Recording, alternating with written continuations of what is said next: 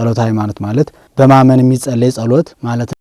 ሰማያትንና ምድርን በፈጠረ በእግዚአብሔር አብ እናምናለን። በአንድ ጌታ በኢየሱስ ክርስቶስ እናምናለን። የሃይማኖቱ መሰረቱ በጸሎተ ሃይማኖት ውስጥ የተቀመጠው ሁሉን የፈጠረ አንድ አምላክ በሚሆን በእግዚአብሔር አብ እናምናለን። ሰማይና ምድርን የፈጠረ የሚታየውንና የማይታየውን ዓለም ሳይፈጠር ከእርሱ ጋር በነበረ አንድ የአብ ልጅ በሚሆን በአንድ ጌታ በኢየሱስ ክርስቶስ እናምናለን። ከብርሃን የተገኘ ብርሃን፣ ከእውነተኛ አምላክ የተገኘ አምላክ፣ የተወለደ እንጂ ያልተፈጠረ፣ በባህሪው ከአብ ጋር የሚስተካከል ሁሉ በእርሱ የሆነ፣ በሰማይም ካለው በምድርም ካለው ያለ እርሱ ምንም የለም። እግዚአብሔር አምላክ ባሪያውና በአምሳሉ የፈጠረው የሰው ልጅ ከፈጣሪው ጋር ከሚገናኝባቸው መንገዶች አንዱ ጸሎት ነው። ሰው የፈጠረውን የነጻነት አምላክ ማመን መታመን ሲጀምር ሃይማኖት ይኖረዋል።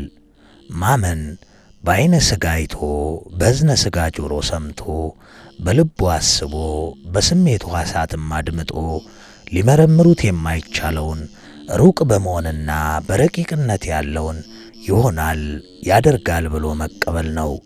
መታመን ማለት ደግሞ ይሆናል ይደረጋል ብለን በእምነት የተቀበልነውን እንዲሆን፣ እንዲደረግ፣ እንዲፈጸም ተግባራዊ ምላሽ መስጠት ማለት ነው። እምነት የሚቀበሉት በተስፋ የሚረዱት በፍቅር የሚገለጥ በሥራ የሚተረጎም የማናየውን የምናይበት ረቂቅ መሳሪያና እግዚአብሔርን ደስ የምናሰኝበት መንገድ ነው። የሃይማኖት መሠረት ራሱ የፈጣሪያችን የእግዚአብሔር መኖር ሲሆን ያንንም አምነን እንድንቀበል በየዘመናቱ በቅድስት ቤተ ክርስቲያናችን ውስጥ አገልግለው ያለፉ አባቶች ጌታችን መድኃኒታችን ኢየሱስ ክርስቶስ ምድር ላይ በተመላለሰበት ዘመን ያስነሳቸው ወንጌላውያን በቅዱስ መንፈስ ትምህርት የጻፉት መጽሐፍ ቅዱስና ሌሎች ቅዱሳት ድርሳናት ናቸው።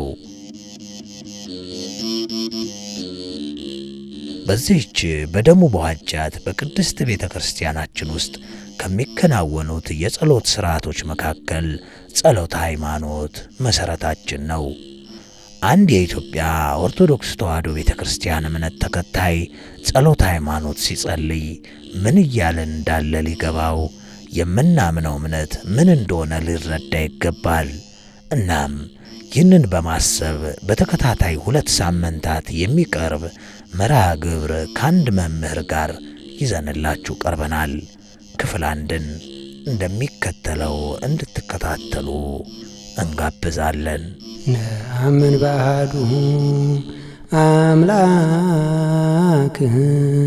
እግዚአብሔር አብ አሐዜ ኩሉ ገባሬ ሰማያት ወምድር ዘያስተርይ ወዘያስተርይ። ጸሎተ ሃይማኖት የስሙ ትርጉም ሃይማኖት የሃይማኖት ጸሎት ወይም የሃይማኖት ነገር ማለት ነው። ጸሎተ ሃይማኖት ማለት በማመን የሚጸለይ ጸሎት ወይም ሃይማኖትን መሰረት አድርጎ የሚጸለይ ጸሎት ማለት ነው። ወይም ስለ ሃይማኖት የሚናገር ጸሎት፣ ነገር፣ ሚስጥር ማለት ነው። ጸሎተ ሃይማኖት ማለት ትርጓሜው ይሄ ነው። እንግዲህ በውስጡ ሃይማኖትን የያዘ በመሆኑ ጸሎተ ሃይማኖት ብለውታል ሰለስቱ ምዕት።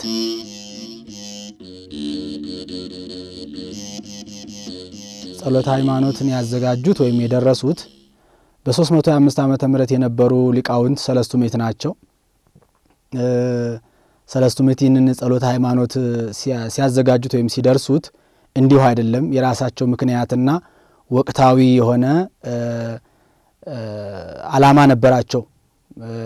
ምክንያቱም ወይም ዓላማውም በወቅቱ በተነሳው የኑፋቄ ትምህርት መነሻ በማድረግ ነው። ይኸውም መፈክራነ መጻሕፍት ሊቃውንት እንዳስቀመጡት ለተፍጻሜ ሰማዕት ለቅዱስ ጴጥሮስ 3 ደቀ መዛሙርት እንደነበሩት ይነገራል። ነገር ወይም የተለየ ምክንያት ያላቸውን ደቀ መዛሙርት አውጥቶ ለመናገር ነው እንጂ ደቀ መዛሙርቱስ እነዚህ ብቻ አይደሉም ይላል። ነገር ግን እነዚህ ሶስቱ ደቀ መዛሙርት የራሳቸው ምክንያት ስላላቸው ነው። እነዚህም እለእስክንድሮስና አኪላስ አርዮስ ይባላሉ። በተለይ አርዮስ እጅግ የመፈላሰፍ የመመራመር ጥበብ ነበረውና ብዙን ጊዜ ቤተ መጻሕፍት እያነበበ በመዋል ጊዜውን ያሳልፍ እንደነበር ነው የሚነገረው። ታዲያ ቤተ መጻሕፍት ገብቶ መጽሐፈ ምሳሌን ሲያነብ መጽሐፈ ምሳሌ ምዕራፍ 8 ቁጥር 22 ላይ ትቤ ጥበብ ፈጠረኒ እግዚአብሔር የመንገዱ መጀመሪያ ያደረገኝ የሚለው አንቀጽ ደረሰ።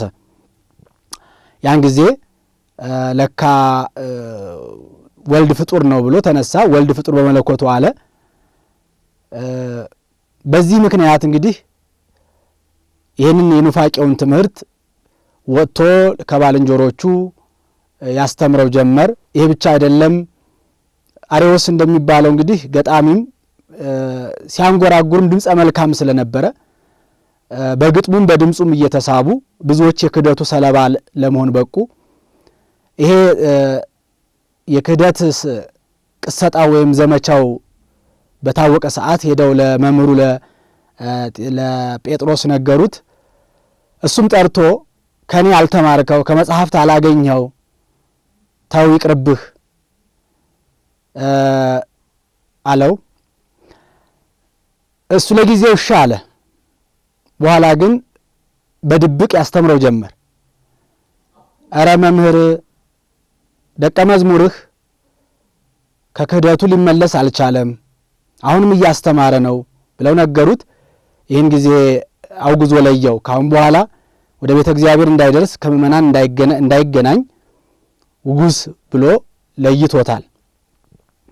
ከዚህም በኋላ አርዮስ ሽማግሌ ይልካል።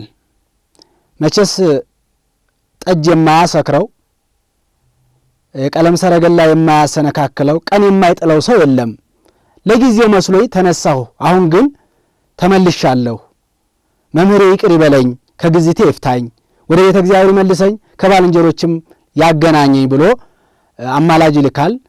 እነሱም አማላጆችም ሽማግሌዎችም ሄደው መምህር ጴጥሮስን ጠየቁት። እሱም በዚህ ቀን በዚህ ሰዓት ይዛችሁት ነው ብሎ ቀን ቀጥሮ ሰዓት ሰፍሮ ይሰዳቸዋል።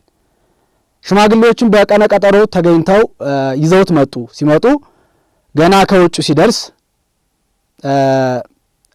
ወሰከ ግዘተ በሪ በግዘት ይላል። መላልሶ አወገዘው። ይህን ያደረገበት ምክንያት ትልቅ ምስጢር ነበረው። እሱ ምንድነው? መምህር ጴጥሮስ የመንፈስ ቅዱስ ማደሪያ ነውና በቀጠሮው ቀን በተደሞ በአርምሞ በተመስጦ ሆኖ ሲጸልይ አድሯል። አባቶቻችን ከሚያስደንቀው ባህሪያቸው አንዱ የመንፈስ ቅዱስ ስራ ሲሰሩ እግዚአብሔርን ጠይቀው በጸሎት ለምነው ተማጽነው ደክመው ነው እና ይህንን ነገር ቤተክርስቲያን የሚያተራምስ ሰው ከግዝቱ ፈትቼ በኋላ ያሳነጽኳቸውን ያሳመንኳቸውን ያስተማርኳቸውን ደግሞ እንዳያደፈርስብኝ እንዳያስክድብኝ ቆይ ፈጣሪ ልጠይቅ ብሎ ሌሊቱን ሙሉ በጸሎት አደረ። ቅዱስ ጴጥሮስ ጸሎት አድርሶ እንቅልፍ አለው። አንገቱን ከጉልበቱ አስታኮ አረፍ አለ። ተንበርክ ማለት ነው፣ አጎንብሶ እንደማለት ነው። ወዲያውኑ ራእይ ይመለከታል። ራእዩ እንዲህ ነበረ። ጌታችን አምላካችን ኢየሱስ ክርስቶስ ቀዳዳ ልብስ ለብሶ ታይቶታል። እንዴ አንተ መምህሬ ጌታዬ ፈጣሪ ኢየሱስ ክርስቶስ አይደለህምን አለው። አዎ ነኝ። መኑ ሰጠጣ ለልብስከ ልብስህ ማን ቀደዳት? ምን ነው ቀዳዳ ልብስ ለበስክ አለው። አርዮስ ሰጠጣ ለልብሴ ወፈለጠኒ ማአዌ ወእም ሕይወቴ ልብሴን አርዮስ ቀደደብኝ፣ ከባህሪ አባቴ ከአብ ከባህሪ ሕይወቴ ከመንፈስ ቅዱስ ለየኝ። አንተ ግን የሚመለስ መስሎህ ከግዝቱ ልትፈታው ከውግዘቱ ልትመልሰው ነበር። እሱ ግን የማይመለስ ጊጉይ የማይፈወስ ድውይ ነውና ከግዝቱ እንዳትፈታው ከውግዘቱም እንዳትመልሰው ብሎ ይሄን ነግሮት ይሰወርበታል። ሲነጋ እንግዲህ ሽማግሌዎቹ መጡ። ያን ጊዜ ነው እንግዲህ ገና አርዮስ ከበር ሳይገባ አንድ እግሩ ከውጭ አንድ እግሩ ከውስጥ እንዳለ ነው ይላሉ ሊቃውንቱ። አርዮስ ውጉስ በሰማይ ወምድር፣ አርዮስ በሰማይና ምድር የተወገዝክ ሁን ብሎ አወገዘው። ያን ጊዜ ሽማግሌዎቹ ደነገጡ። ምን ነው ደነገጣችሁ ልጆች አላቸው። አይ እናስፈታለን ብለን ብንመጣ ብናሳስር፣ እናስታርቃለን ብለን ብንመጣ ደግሞ ይባስ ብናጣላ ነዋ፣ እንደምን አንደነግጥ መምህር አሉት። አይ እንዲሁ መስሏችሁ ነው፣ ጌታዬ ፈጣሪ ኢየሱስ ክርስቶስ ነው ብሎ ነገሩን አስረዳቸው። ያየውን ራእይ በዝርዝር አስረዳቸው። ከሚቀጥሎ አንተ አኪላስ ትሾማለህ፣ ውዳሴ ከንቱ ጠልፎህ የባልንጀርነት የአብሮ አደግ ባልንጀርነት ፍቅር አገብሮህ ከግዙ ትፈተዋለህ፣ ከውግዘቱም ትመልሰዋለህ። በዚህ አንተም አትጠቀምም፣ ትቀሰፋለህ፣ ትሞታለህ። ከአንተ ቀጥሎ ደግሞ አንተ ልጅ እለእስክንድሮስ ትሾማለህ። በአንተ ጊዜ ይሄ ነው የማይባል ተደርጎ የማይታወቅ ጉባኤ ይደረጋል፣ ይከናወናል። ያን ጊዜ አውግዘህ ትለየዋለህ፣ እንደዚሁ ግዘቱን ታጸነዋለህ ብሎ ነግሯቸዋል። ወዲያውኑ መምህር ጴጥሮስ በሰማዕትነት ወዲያው አረፈ። ታሪኩ ስንጠቀልለው በዘመኑ የነበሩ መምህራን ሊቃውንት መቼም አገር ያለ ሹም አያድር እንደሚባለው ዕለቱን በቅዱስ ጴጥሮስ መንበር አኪላስን ሾመዋል።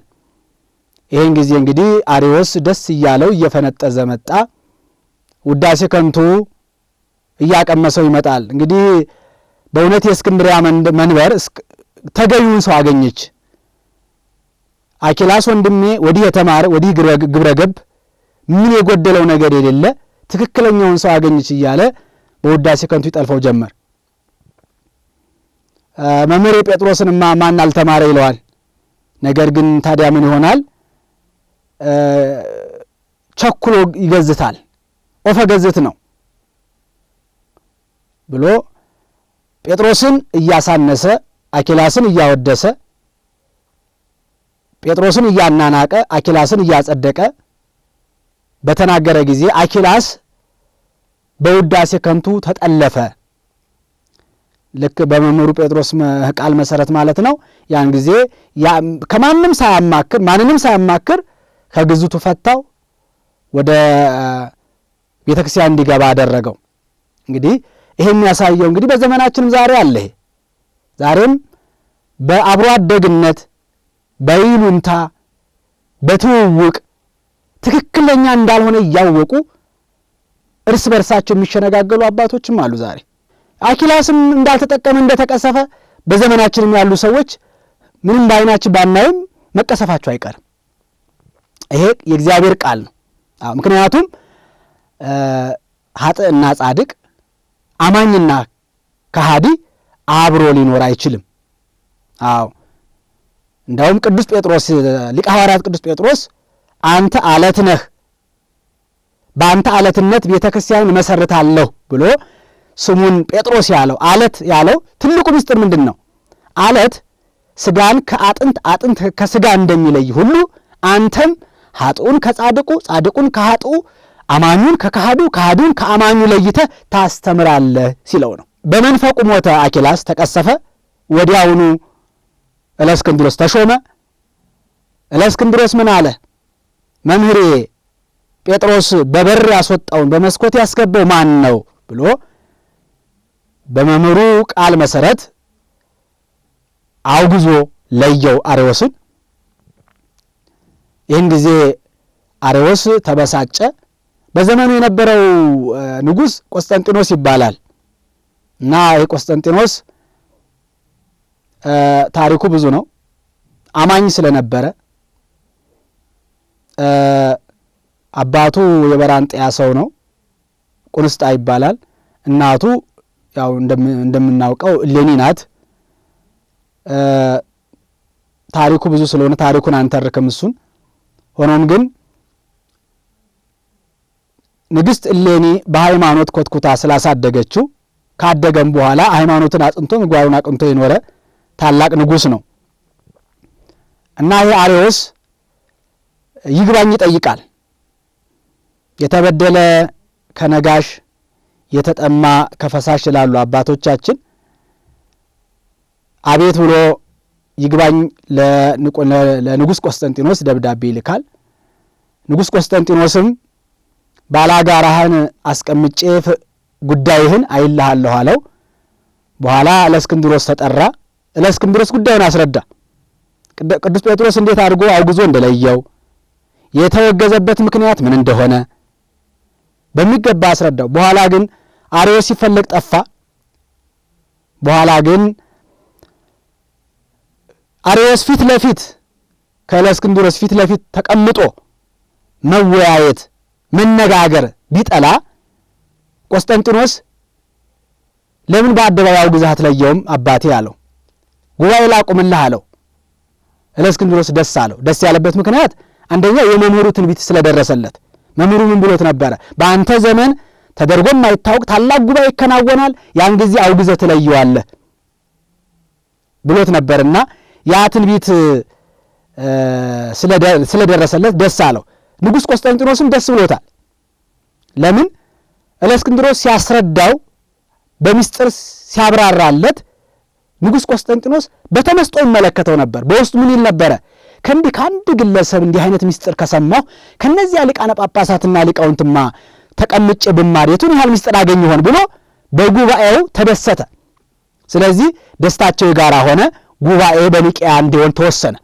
እቺ ኒቅያ ጳጳሱን ከነመሬቱ ንጉሱን ከነሰራዊቱ አንድ አድርጋ የምትይዝ ማዕከላዊ ቦታ ናት እና ሁሉንም የምታስተባብር ቦታ ስለሆነች በዚያ ጉባኤ እንዲከናወን ወሰነ። በዚያ መሰረት 2318 ሊቃውንት ተሰብስበዋል።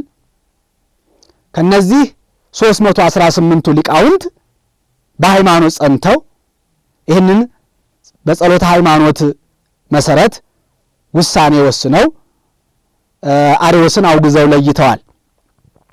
አርዮስ እንግዲህ ቀርቦ በተጠየቀበት ሰዓት ምንድነው ያለው? ትቤ ፈጠረኒ ሲል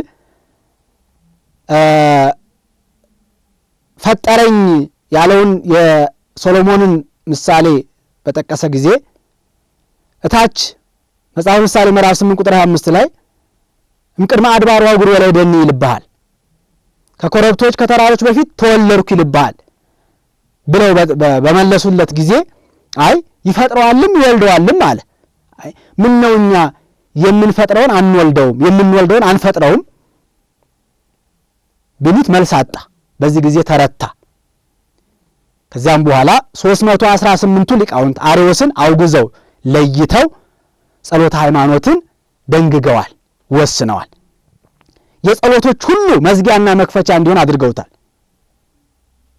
ከአቡነ ዘበሰማያት ጋራ በጣምራ እንዲጸለይ አድርገውታል። ይሄ የሚያሳየው የሃይማኖቱ መሰረቱ ውሃ ልኩ በጸሎተ ሃይማኖት ውስጥ የተቀመጠው ነው።